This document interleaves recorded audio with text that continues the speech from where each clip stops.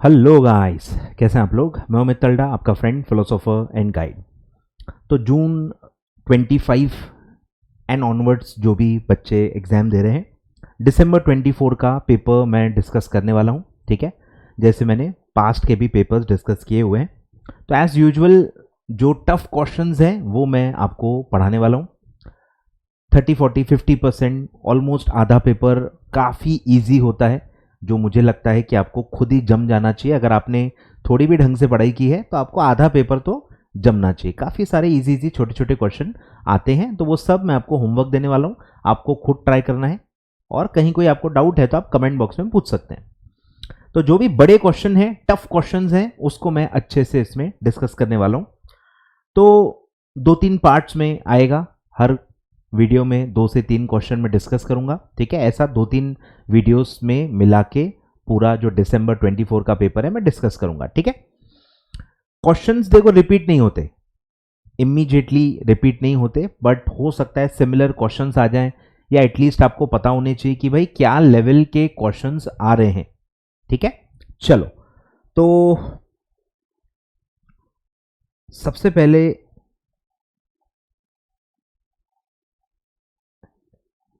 आ जाओ question number 2B।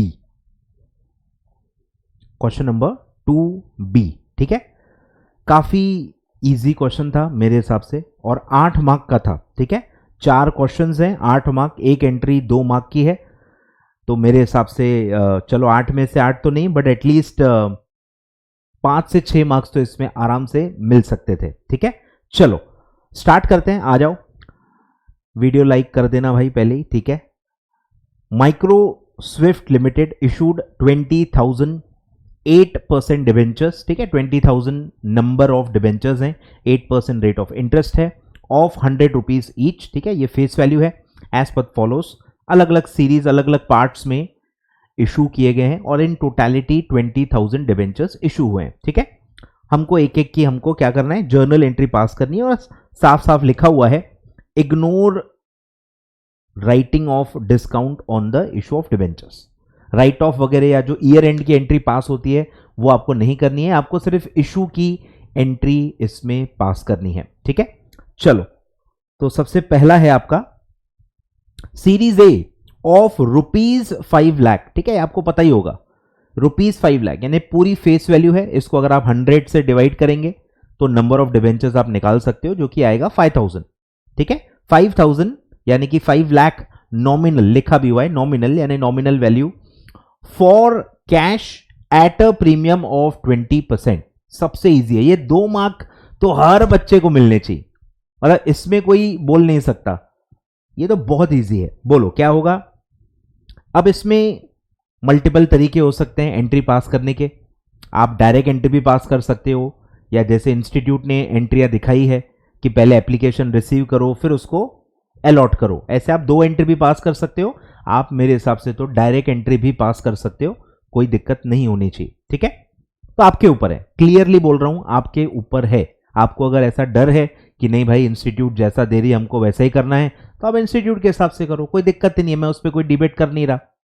पर मेरे हिसाब से आप डायरेक्ट एंट्री भी पास करेंगे तो भी कोई दिक्कत नहीं है। ठीक है, चलो तो क्या एंट्री आएगी बोलो। 20% प्रीमियम पे है, 5 लाख फेस वैल्यू है, 5 लाख पे 20% आप ऐड कर दो। ठीक है, कितना आएगा, कैलसी उठा लो। ठीक है, यानी 6 लाख रुपीस, यानी 1 लाख रुपीस का प्रीमियम है। बोलो, बहुत ही सिंपल एंट्री है। पैसे आएंगे बैंक अकाउंट डेबिट,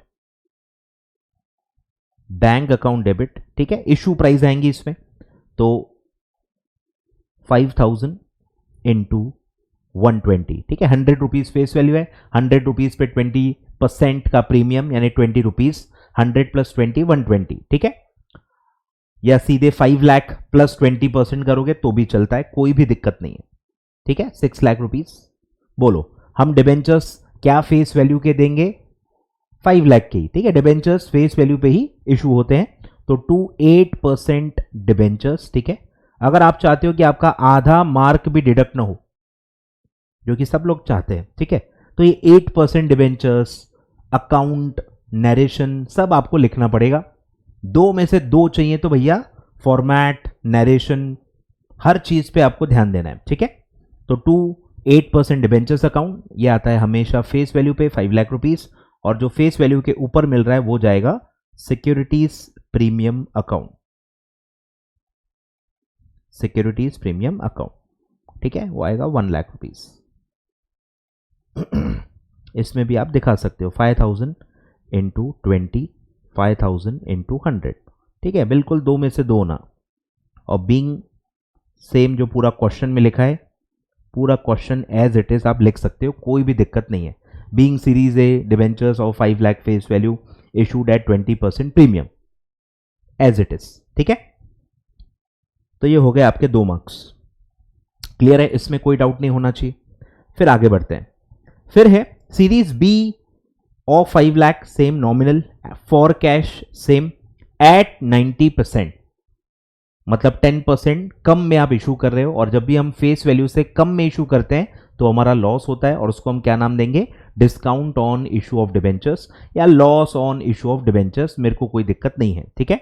लॉस नाम भी दिया तो भी मेरे ख्याल से गलत नहीं माना जाना चाहिए, डिस्काउंट आप सिर्फ लिखोगे तो भी वो गलत नहीं माना जाना चाहिए, ठीक है। चलो बोलो, पैसे आएंगे, पैसे हमेशा कितने आते हैं, जितने में आप इशू कर रहे हो, ठीक है। तो bank account debit 5 lakh face value है, या 5000 इंटू 90 रुपीज, 5 लाख इंटू 90%, सब चलता है, कोई भी दिक्कत नहीं है, ठीक है। तो आपने इशू किए हैं 4,50,000 में, और 50,000 ये जो आपको नहीं मिल रहा है, 10 रुपीज इंटू 5,000, ये जो पैसे नहीं मिल रहे हैं ये आपका लॉस है, तो ये मैं इसको डिस्काउंट नाम दे दूंगा, discount on issue of debentures account, ठीक है, डेबिट 5 लाख इंटू 10%, 50,000, और 2 हम देंगे उसको, इशू करेंगे डिबेंचर्स टू 8% डिबेंचर्स अकाउंट, ठीक है, सेम फेस वैल्यू पे आएगा 5 लाख, दिया हुआ है, इसकी वर्किंग लिखने की जरूरत नहीं। Being same 5,000 issued for cash. अब फॉर कैश मतलब कैश और बैंक होता है, आपको पता ही होगा, ठीक है। कैश मतलब हार्ड कैश नहीं होता, कैश मतलब मॉनेटरी कंसिडरेशन, तो हम नॉर्मली क्या होता है, बैंक ट्रांसफर्स, पैसा सब बैंकिंग से ही होता है, तो इसलिए बैंक अकाउंट ही आता है। कैश एंड बैंक भी लिखना चाहें तो गलत नहीं है, ठीक है, नॉर्मली बैंक ही होता है। चलो आगे बढ़ते हैं। थर्ड एंट्री है series C of 5 lakh nominal to Bharat bank against a loan of 4 lakh.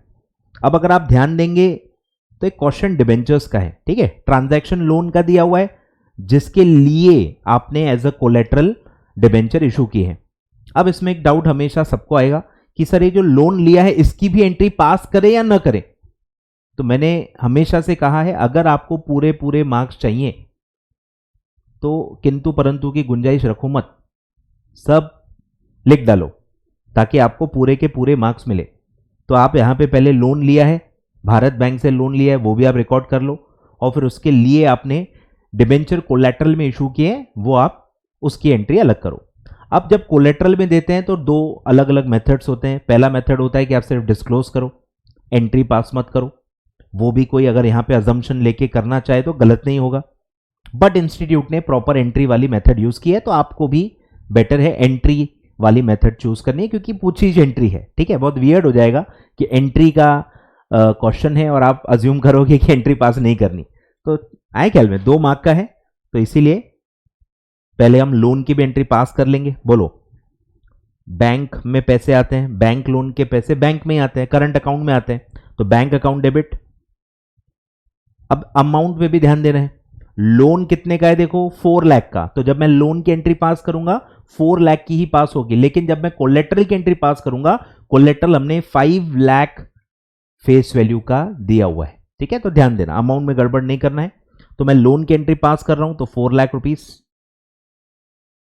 To Bharat bank loan, या सिर्फ लोन भी लिख सकते हो, या लोन फ्रॉम भारत बैंक, नाम इररिलेवेंट है, कुछ भी लिख सकते हो क्योंकि वो लोन अकाउंट है, ठीक है।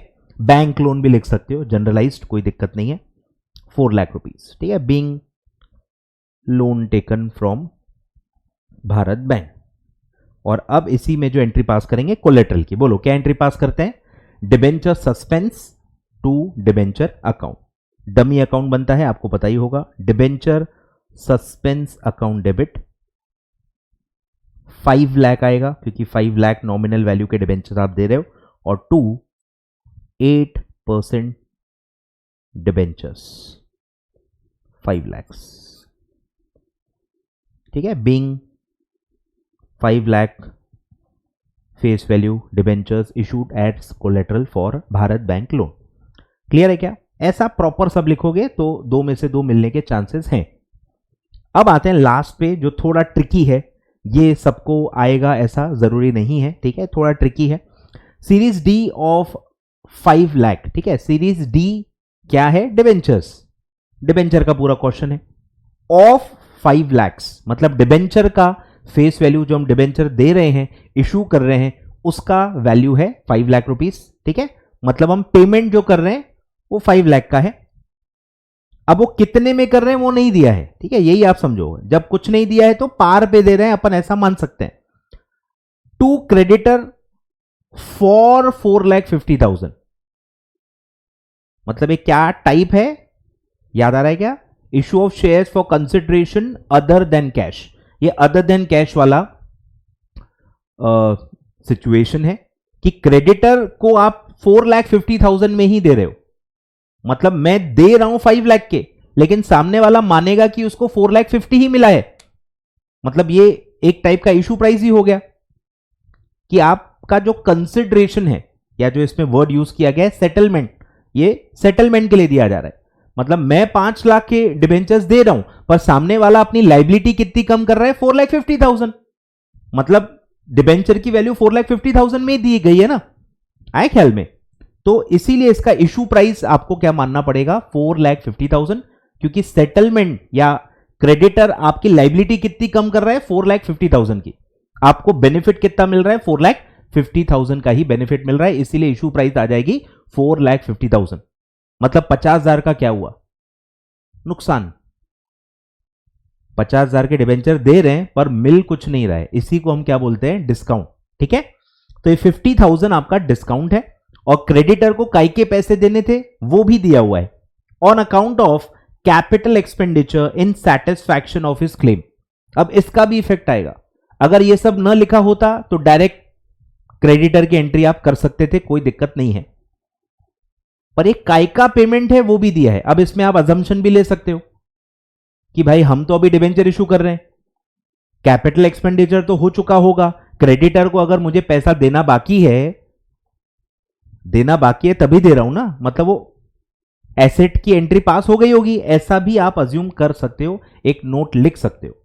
बट इंस्टीट्यूट ने दी है तो आपको भी करनी पड़ेगी। ठीक है, मतलब हम पहले फिक्स एसेट खरीदेंगे। कैपिटल एक्सपेंडिचर का क्या मतलब है? कि कोई ना कोई एसेट आपने लिया है। एसेट जब हम लेते हैं तो क्या नाम देते हैं?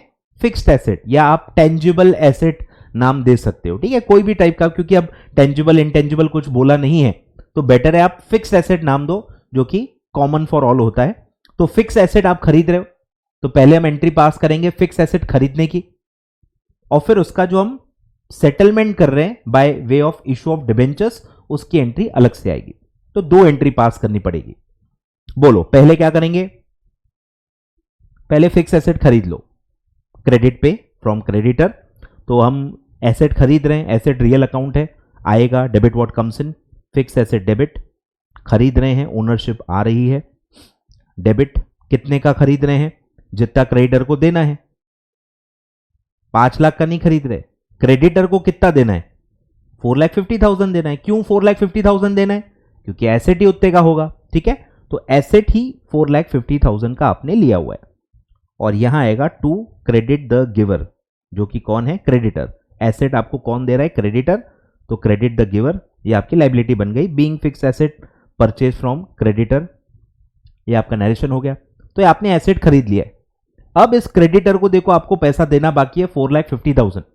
अब ये आप दे रहे हो, सेटल कर रहे हो by way of issue of debentures of face value 5 lakh rupees. ठीक है, तो बोलो डेबिट द रिसीवर। डिबेंचर्स किसको मिलेंगे? हम किसको दे रहे हैं? क्रेडिटर को दे रहे हैं, नॉन कैश कंसिडरेशन है, पैसे नहीं आ रहे, ठीक है। तो डेबिट द रिसीवर, क्रेडिटर को मिल रहे हैं, लेकिन क्रेडिटर आपको 4.5 लाख का ही क्रेडिट दे रहा है, ठीक है। सेटलमेंट 4,50,000 का ही हो रहा है और 50,000 जो है सेम लॉस आएगा, discount on issue of debentures, ठीक है। मतलब एंट्री देखो सेम है, बैंक के जगह सिर्फ क्रेडिटर डेबिट हो रहा है, 50,000 डेबिट होगा तो ये हो गया, और हम देंगे उसको डिबेंचर 8% डिबेंचर्स फेस वैल्यू पे हमेशा 5 लाख रुपीज, ठीक है। Being 5 lakh debenture issued for full settlement या settlement of claims of creditors of 4,50,000, ठीक है। तो आप पूरा वो क्वेश्चन का ही पूरा इसमें लिख सकते हैं, नरेशन। क्लियर है क्या? तो ये मेरे हिसाब से थोड़ा सा इजी था, लिख लो आप जिनको लिखना है।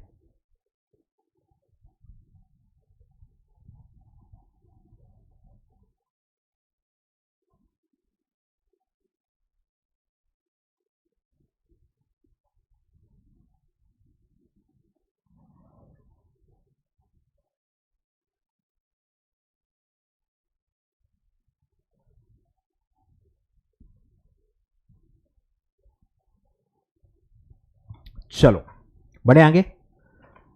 इस टाइप का अगर आया तो मार्क्स मिलने चाहिए, ठीक है। चलो ये हो गया। अब पहले आप होमवर्क लिखो, ठीक है। ये आपका होमवर्क है, काफ़ी इजी क्वेश्चन है, 2 + 2 4 मार्क्स का है, ठीक है। Inventory turnover, gross profit ratio, ठीक है, सब सारा का सारा आपको डायरेक्टली दिया हुआ है, ठीक है। Data, put the value, get the answer, simple है, इसलिए मैं वो नहीं करा रहा, ये मैंने आपको करवा दिया। इसमें भी पहले के दो काफ़ी इजी थे, सी और डी, ये जो थर्ड एंड फोर्थ था इसकी वजह से मैंने करवाया। फिर ये भी आपका होमवर्क है, इसमें तो कुछ प्रॉब्लम ही नहीं है, बहुत ही इजी है, ठीक है। कुछ भी नहीं है, इसमें फॉर्म अंडर राइटिंग भी नहीं है, डायरेक्टली आपको ग्रॉस लाइबिलिटी दिया हुआ है, मार्क्ड एप्लीकेशन दिए हुए हैं, और आपको ऊपर टोटल एप्लीकेशंस भी दिए। टोटल में से आप मार्क्ड माइनस करोगे तो अनमार्क्ड मिलेंगे, और अनमार्क्ड कैसे बांटते हैं? ग्रॉस लाइबिलिटी के रेशो में। फिर अगर किसी का सरप्लस वर्प्लस आया तो रिमेनिंग में उनके ग्रॉस लाइबिलिटी के रेशो में बांट देंगे, कुछ भी नहीं और, ठीक है। तो बहुत ही सिंपल है, कोई भी कुछ भी ट्रिकीनेस नहीं है, 3 मार्क का है, बहुत ही फोकट के 3 मार्क है, ठीक है। बिल्कुल अच्छे से आपको आ जाना चाहिए, काफी इजी है। चलो, तो ये पूरा आपका क्वेश्चन नंबर 2 आपका हो जाता है। आगे बढ़ते हैं। अब आ जाओ क्वेश्चन नंबर 3 के ए नंबर पे, ठीक है, जो सबसे ज्यादा लोगों को प्रॉब्लम है इसमें, ये हवाला हम सॉल्व करते हैं। आ जाओ। इसमें भी बी वाला होमवर्क ले लो, बहुत ही सिंपल क्वेश्चन है, और इस टाइप का यूट्यूब पे ऑलरेडी मेरे ख्याल से डला हुआ है, ठीक है। इक्वल एनुअल ड्राइंग्स वाली मेथड का है, लॉस डिस्काउंट को राइट ऑफ करने के 2 मेथड्स होते हैं, तो उसमें इक्वल एनुअल ड्राइंग्स वाले जो मेथड का क्वेश्चन है बहुत ही सिंपल है, ठीक है। तो हर साल कितना राइट ऑफ होगा अमाउंट, वो आपको बस निकाल के बताना है, 4 मार्क्स का है, काफी इजी है। और ये वाला टफ है, ये अपन बाद में देखेंगे। आ जाओ, सबसे पहले आते हैं क्वेश्चन नंबर 3A पे। आ जाओ, इसको मैं डिटेल में डिस्कस करता हूं। अब इसमें थोड़ा सा माइनर इशू है, ठीक है। क्या इशू है मैं आपको बता देता हूं कि क्वेश्चन जब आपने पढ़ा होगा कि देखो लिखा हुआ है, Campa limited issued 4 lakh shares of 50 each, face value है at a premium of 15 rupees, ठीक है। मतलब 65 रुपीज में आप इशू कर रहे हो, 50 रुपीज फेस वैल्यू है और 15 रुपीज प्रीमियम है, सिंपल है। Application for 4,50,000 shares where received, मतलब ओवर सब्सक्राइब हुआ है, ओवर सब्सक्रिप्शन है, ठीक है। और फिर सीधे सीधे लिखा है कि अमाउंट कैसे कैसे पेएबल है, फिर क्या क्या हुआ। अब सिर्फ इतना लिखा है तो हम तो उसको प्रो डाटा ही मानेंगे कि भाई 4,50,000 के एप्लीकेशन आए हैं, हमको इशू 4 लाख ही करने हैं, तो प्रो डाटा वाला क्वेश्चन हुआ। पर इंस्टीट्यूट का जो आंसर है वो प्रो डाटा के हिसाब से नहीं दिया हुआ। खैर, सेकंड और थर्ड में प्रो डाटा का इफेक्ट आ भी नहीं रहा, इफेक्ट सिर्फ फर्स्ट में ही आ रहा है, तो ये एक इशू है, इसमें एरर है या जो भी बोलो, आई डोंट नो क्या इसको क्या नाम देंगे, बट ये इशू है। तो मैं इंस्टीट्यूट के आंसर के हिसाब से आपको पढ़ाना चाहूंगा, ठीक है। इंस्टीट्यूट के जो आंसर हैं वो हमेशा परफेक्ट होते हैं, तो उसके हिसाब से आपको क्वेश्चन बदलना पड़ेगा।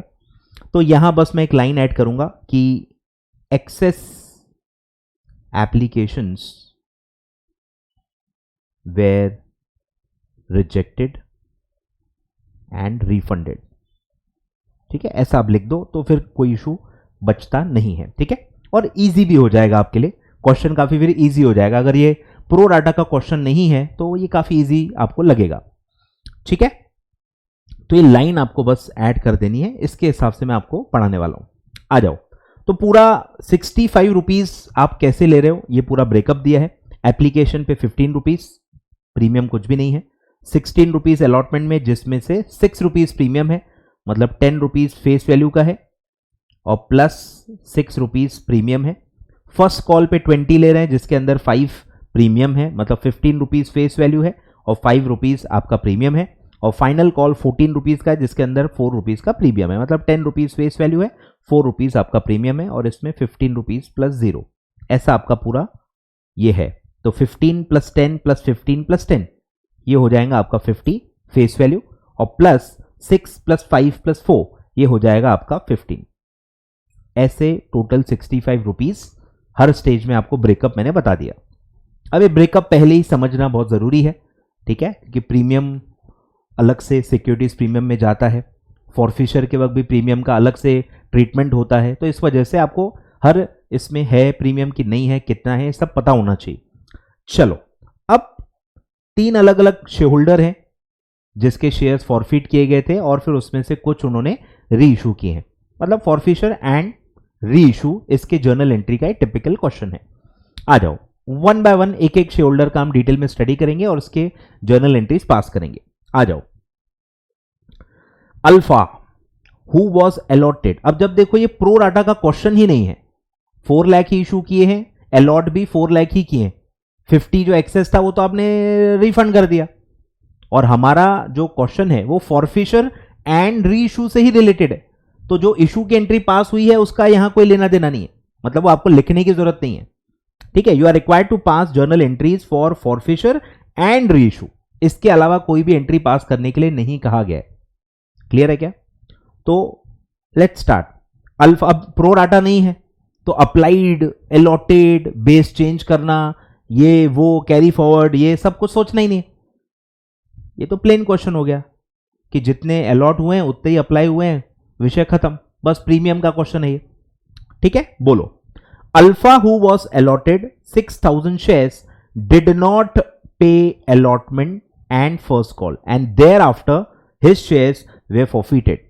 काफी बच्चे एक बात इसमें अप्रिशिएट करना भूल गए कि फाइनल कॉल अल्फा से किया ही नहीं गया, मतलब ये फुल्ली कॉल्ड अप शेयर्स नहीं है अल्फा के, फाइनल कॉल मांगा गया उसने नहीं दिया and there after shares were forfeited, मतलब अल्फा के शेयर्स पे फाइनल कॉल मांगा ही नहीं और फॉरफिशर में इसका इंपैक्ट पड़ता है। काफी बच्चों ने अप्रिशिएट ही नहीं किया पॉइंट को। ठीक है, तो अल्फा के केस में क्या हुआ है, एप्लीकेशन मनी मिल गया है, अलॉटमेंट और फर्स्ट कॉल नहीं मिला है। क्लियर है क्या? लिखते जाते हैं। एप्लीकेशन 15 रुपए प्लस 0, ठीक है, प्रीमियम मैं अलग से मेंशन करते जाता हूं। अलॉटमेंट, ठीक है, ये एप्लीकेशन मिल गया, अलॉटमेंट 10 प्लस 6 ये नहीं मिला है, फर्स्ट कॉल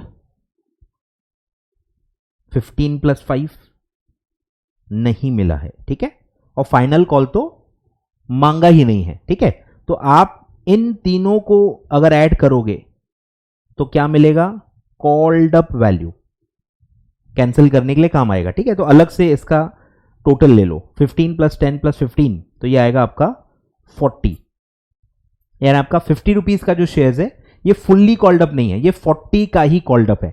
तो जितने का कॉल्ड अप है कैंसिल भी उतना ही होता है, कॉल्ड अप वैल्यू से कैंसिल होता है। आई होप आपको पता होगा। ठीक है, अब देखो 6 और 5 ये जो प्रीमियम है अलॉटमेंट और फर्स्ट कॉल में ये मिला ही नहीं है। अब याद करो ट्रीटमेंट कि प्रीमियम का ट्रीटमेंट क्या होता है फॉरफिशर में, कि प्रीमियम अगर मिल गया है तो उसको कैंसिल करने की जरूरत नहीं होती है, और लेकिन अगर प्रीमियम नहीं मिला है तो उसको कैंसिल करना पड़ेगा। तो ये दोनों जो प्रीमियम है ये क्या है, नॉट रिसीव्ड है। नॉट रिसीव्ड है तो हमको क्या करना पड़ेगा, फॉरफिशर के वक्त इसको कैंसिल करना पड़ेगा। फॉरफिशर पे इसको हमको कैंसिल करना पड़ेगा क्योंकि ये मिला नहीं है, ड्यू हुआ है पर मिला नहीं है, तो इसको हम कैंसिल करेंगे। क्लियर है क्या? तो शेयर कैपिटल कैंसिल होगा 40 रुपीज से, कॉल्ड अप वैल्यू से। प्रीमियम 6 + 5 11 रुपीज, प्रीमियम को भी हमको कैंसिल करना पड़ेगा। और जो अमाउंट रिसीव हो गया है वो कहां जाता है, शेयर फॉरफिशर अकाउंट में।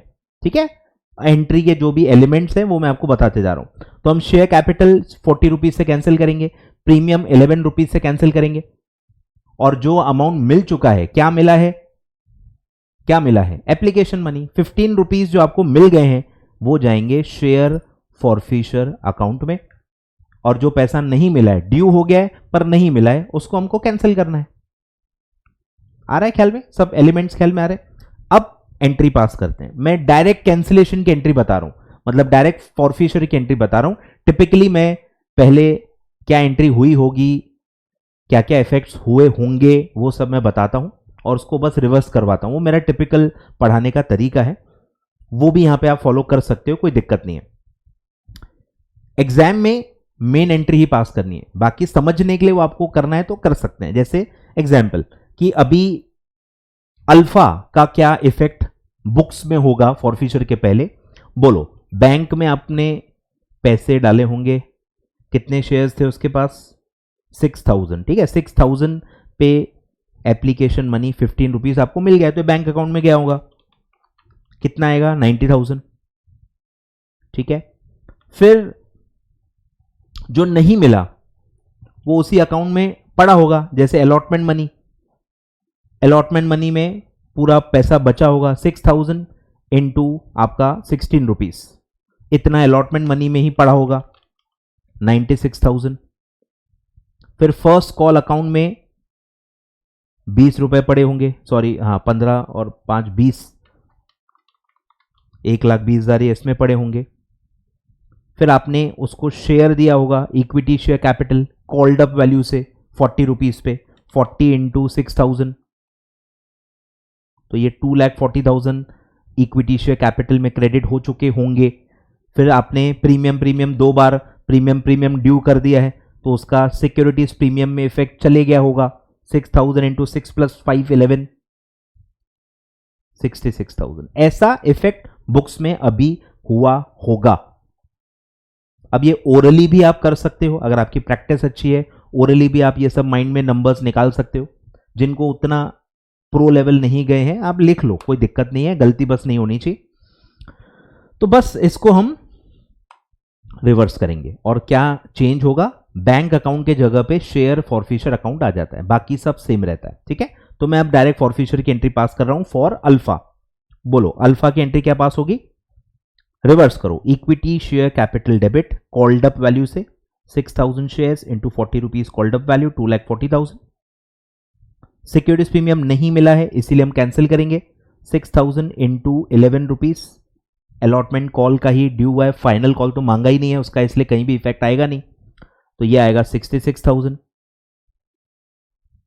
टू बैंक के जगह पे क्या हो जाएगा, शेयर फॉरफिशर अकाउंट, जो मिल चुका है वो शेयर फॉरफिशर अकाउंट में ट्रांसफर होगा, विच इज 90,000, 6,000 इंटू 15।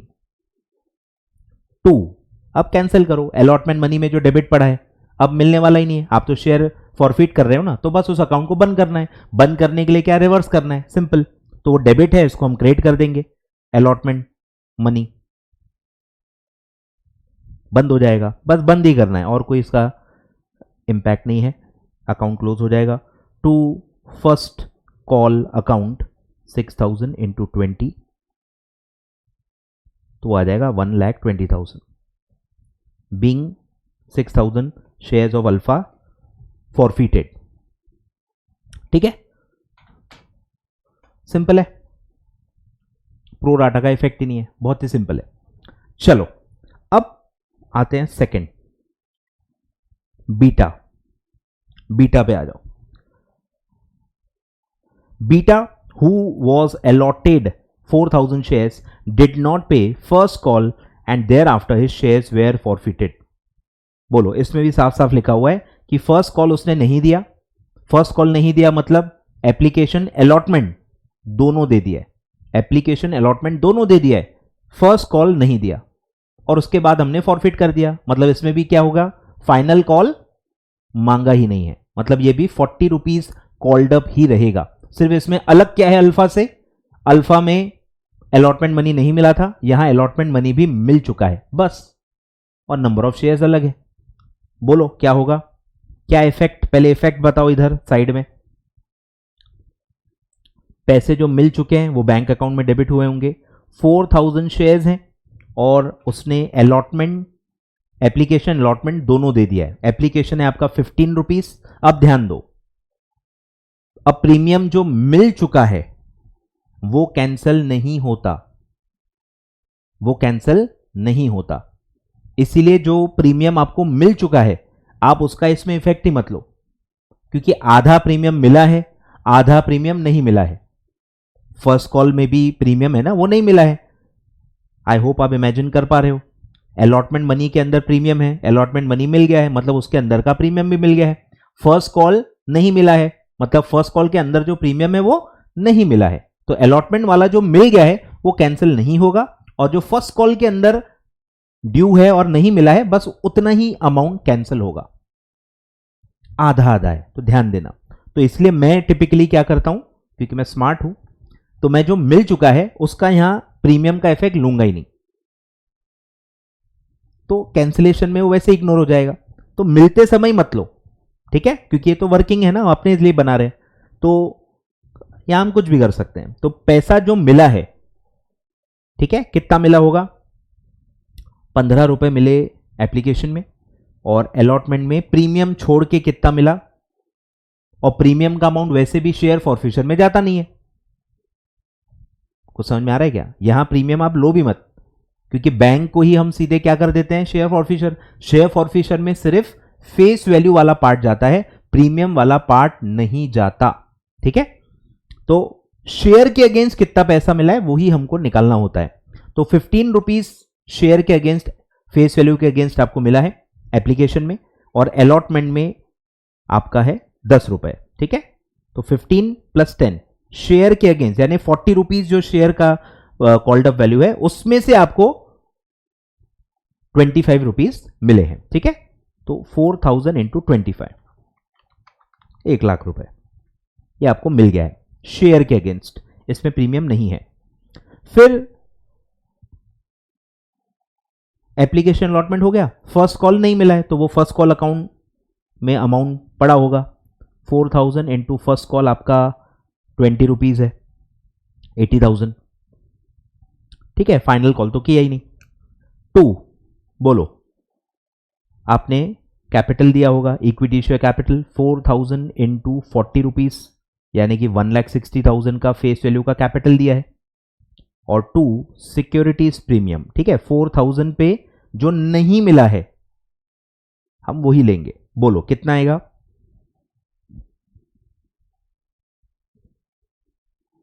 अलॉटमेंट का तो मिल गया ना, अलॉटमेंट का लेना ही नहीं, बैंक में भी इफेक्ट नहीं लिया, डेबिट का इफेक्ट नहीं लिया, तो क्रेडिट का भी मत लो, क्योंकि आप डेबिट में नहीं ले रहे, फिर क्रेडिट में ले लोगे तो फिर आपकी एंट्री टैली नहीं होगी, अमाउंट टैली नहीं होगा, क्योंकि हमने डेबिट साइड में कहीं भी अलॉटमेंट के प्रीमियम का इफेक्ट नहीं लिया, इसीलिए हमको क्रेडिट साइड में भी नहीं लेना है, ठीक है ना। बोलो, तो प्रीमियम वही होगा जो नहीं मिला है, फर्स्ट कॉल वाला प्रीमियम नहीं मिला है, जो कि कितना है 5 रुपीज, तो 4000 इंटू 5 ये आएगा 20,000, तो आपका देखो टैली हो जाएगा, 1,00,000 प्लस 80,000, 1,80,000, 160 प्लस 20, 180, ये अमाउंट मैच हो जाएगा, ठीक है। अब बस इसको रिवर्स कर दो, इसको रिवर्स कर दो। बोलो क्या एंट्री होगी, equity share capital debit at called up value 4000 into 40, called up value 1,60,000, securities premium जो नहीं मिला है वो कैंसिल होगा, 4000 इंटू 5, फाइनल कॉल वाला आएगा सिर्फ 20,000, जो पैसे मिल गए हैं बैंक में वो जाएंगे शेयर फॉरफिशर में, शेयर फॉरफिशर अकाउंट वो जाएगा आपका 4000 इंटू जो मैंने ऊपर लिखा था 25 रुपीज, यानी 1,00,000 रुपीज, और 2 जो नहीं मिला है उसको कैंसिल करो। फर्स्ट कॉल अब नहीं मिलेगा तो उसको आप कैंसिल कर दो। 4000 इंटू आपका 20 रुपीज़ यानी कि 80,000। ठीक है, बीइंग बीटा शेयर्स फॉरफिटेड। ठीक है, तो ये हो गया। लिखने के लिए मैं आपको दूंगा, आप अभी लिखने का टेंशन मत लो, अभी सिर्फ आप समझ लो। क्लियर है क्या? तो ये आधा आधा वाला था, आधा प्रीमियम मिल चुका है, आधा प्रीमियम नहीं मिला है। जो प्रीमियम मिल चुका है उसका मैंने कहीं भी पूरे इसमें इफेक्ट नहीं लिया है। ठीक है, तो आप लिख लो, we don't have to take any effect of securities premium which is received. ठीक है, जो रिसीव हो गया है उसका कहीं भी इफेक्ट नहीं होगा, प्रीमियम का सिर्फ उतना ही इफेक्ट आएगा जो नहीं मिला है। क्लियर है क्या? चलो बढ़े आगे। अब लास्ट इस पे आते हैं, gamma who was allotted 15,000 shares did not पे फाइनल कॉल, मतलब फाइनल कॉल किया गया था। ठीक है, इससे गामा से फाइनल कॉल किया गया है and there after his shares were forfeited, मतलब ये फुल्ली कॉल्ड अप शेयर्स हैं, पूरे 50 रुपीज का कॉल्ड अप किया गया है और प्रीमियम मिला के 65। ठीक है, और इसने सिर्फ फाइनल कॉल ही नहीं दी है, मतलब इसने एप्लीकेशन मनी दे दिया है, इसने अलॉटमेंट मनी दे दिया है, इसने फर्स्ट कॉल भी दे दिया है, सिर्फ फाइनल कॉल नहीं दिया है और इस वजह से हम शेयर्स को फॉरफिट कर रहे हैं। ठीक है, बोलो क्या इफेक्ट आएगा, बोलो क्या इफेक्ट आएगा। बैंक अकाउंट डेबिट, बोलो शेयर के अगेंस्ट कितना मिला, जो प्रीमियम मिल चुका है उसका इफेक्ट नहीं आएगा, अलॉटमेंट में जो प्रीमियम है उसका इफेक्ट नहीं आएगा, फर्स्ट कॉल में जो प्रीमियम है उसका इफेक्ट नहीं आएगा। ठीक है, शेयर के अगेंस्ट कितना पैसा मिला, बोलो 15,000 शेयर्स हैं। ठीक है, इनटू बोलो 15 रुपीज एप्लीकेशन पे मिले, यहां पे सब लिखा ही हुआ है। ठीक है, शेयर के अगेंस्ट इसमें 15 है, इसमें 10 है, इसमें 15 है। ठीक है, और फाइनल कॉल भी आप भले यहां लिख लो, फाइनल कॉल जो है कितना है 14 रुपीज। ठीक है, यानी 10 + 4 यानी कि 14। ठीक है, तो शेयर के अगेंस्ट यहां 10 है, तो कितना मिल गया है 15 एप्लीकेशन का, अलॉटमेंट का 10 और 15 रुपीज फर्स्ट कॉल, तो 15 10 15 40 रुपीज शेयर के अगेंस्ट आपको मिल चुके हैं, 40 रुपीज। ठीक है, 15 + 10 + 15 40 रुपीज आपको ऐसे मिल गए हैं। तो ये कितना आएगा 15,000 इंटू 40 रुपीज, ये आएगा 6 लाख, ये आपको मिल गया है शेयर के अगेंस्ट। ठीक है, इसमें प्रीमियम जो मिल चुका है वो नहीं आएगा। फिर है जो नहीं मिला वो डेबिट में उसका इफेक्ट होगा, यानी कि फाइनल कॉल, बोलो final call 15,000 shares into 14 rupees पूरा फाइनल कॉल है, 14 इंटू 15,000 तो ये आएगा 2,10,000। ठीक है, अब आपको ये ध्यान देना है कि 14 रुपीज में प्रीमियम आएगा, ड्यू तो पूरा 14 होता है ना, मांगा तो पूरा 14 ना, तो 14 के अंदर 4 प्रीमियम आ चुका है। ये ऐसे दिमाग में होना चाहिए कि डेबिट में इफेक्ट आ चुका है, तो इसीलिए क्रेडिट में भी अलग से वो प्रीमियम दिखेगा जो नहीं मिला है। ठीक है, 2 आपने फुल्ली कॉल्ड अप पूरा शेयर दिया होगा, बोलो 15,000 into 50 rupees fully called up है 7.5 लाख। ठीक है, 7,50,000 और 2 सिक्योरिटीज प्रीमियम का इफेक्ट लेंगे जो नहीं मिला है, फाइनल कॉल के अंदर जो 4 रुपए थे वो आपको यहां पे लेने हैं जो नहीं मिले हैं, जो कि आप कैंसिल करना है। ठीक है, 15,000 इंटू 4 ये आएगा 60,000। तो डेबिट क्रेडिट की टोटल हमेशा मैच करते चलना। ठीक है, तो ये आपका आएगा 8,10,000 और ये भी आएगा 8,10,000, तो हमारा इफेक्ट बरोबर हमने लिया है। अब इसको रिवर्स करो। ठीक है, बोलो equity share capital debit 15,000 into 50 यानी कि 7,50,000, सिक्योरिटीज प्रीमियम डेबिट 15,000 इंटू 4, जो बैंक का इफेक्ट है वो कहां जाएगा, शेयर फॉरफिशर अकाउंट। ठीक है, कितना मिला था 6 लाख रुपए, शेयर फॉरफिशर में चले जाएगा, और 2 फाइनल कॉल। ठीक है, 15,000 इंटू 14 वो आएगा 2,10,000। ठीक है, बीइंग गामा शेयर्स फॉरफिटेड। तो ये हो गया पूरा आपका फॉरफिशर का, ठीक है, ये फॉरफिशर का इफेक्ट हो गया। अब आगे क्वेश्चन क्या कह रहा है आपसे, half of the shares of alpha and beta, मतलब गामा के शेयर्स रीइशू नहीं हो रहे, गामा के शेयर्स फॉरफिट हो चुके हैं पर अभी रीइशू नहीं हो रहे हैं, तो उसका कुछ भी इफेक्ट हम यहां पे नहीं लेंगे। वेयर रीइशूड एट 42, ठीक है, 50 रुपीज का शेयर 42 रुपीज में आप दे रहे हो, मतलब लॉस पे दे रहे हो, डिस्काउंट पे दे रहे हो। तो ये 8 रुपए का जो लॉस है, 50 फेस वैल्यू है, फुल्ली पेडअप वाला ही आप दे रहे हो, फुल्ली पेडअप शेयर ये माना जाएगा। तो 50 का 42 में दे रहे हैं, 8 रुपीज का लॉस है जो आप पहले एब्जॉर्ब करोगे और उसके बाद जो एक्स्ट्रा बचेगा वो आप कैपिटल रिजर्व में ट्रांसफर करोगे।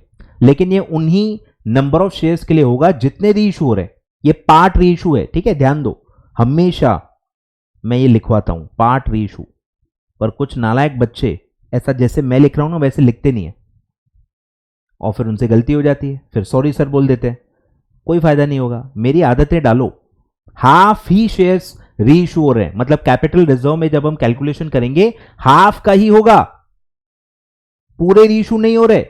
तो हाफ पे कितना मिला, हाफ का कितना लॉस है, हाफ हाफ का ऐसा माइनस करके जो कैपिटल रिजर्व का अमाउंट आएगा, ये ध्यान देना है, पार्ट रीइशू का क्वेश्चन है ये, ठीक है। बोलो, half of alpha and beta, half of alpha and beta, half of alpha and beta, half of alpha and beta, बोलो। तो हमको रीइशू के वक्त देखो क्या पता होना चाहिए कि कितने शेयर्स रीइशू हो रहे हैं। अल्फा के थे 6000, बीटा के थे 4000, टोटल इनके 10,000 है और इसका हाफ, यानी 5000 शेयर्स रीइशू हो रहे हैं, जिसमें से अल्फा के हैं 3000 और बीटा के हैं 2000, ठीक है, 3000 2000, 6 का आधा 3, 4 का आधा 2, सिंपल। अब इस 3000 और 2000 पे कितना अमाउंट मिल चुका है शेयर फॉरफिशर में, इसका कितना इफेक्ट बचा होगा ये पहले पता करो, ताकि उसमें से आप लॉस माइनस करके कैपिटल रिजर्व का अमाउंट निकाल पाओ। तो ऊपर ही है, ऊपर ही है ना, अल्फा का कितना मिला है, ये यहां पे है ना, शेयर फॉरफिशर 15 रुपए, 15 रुपए मिला है पर शेयर, और यहां मिला है 25 रुपए, ठीक है, 15 और 25, 15 और 25, 15 और 25, 15 और 25, बोलो, यह आएगा 45,000, यह आएगा 50,000, ठीक है।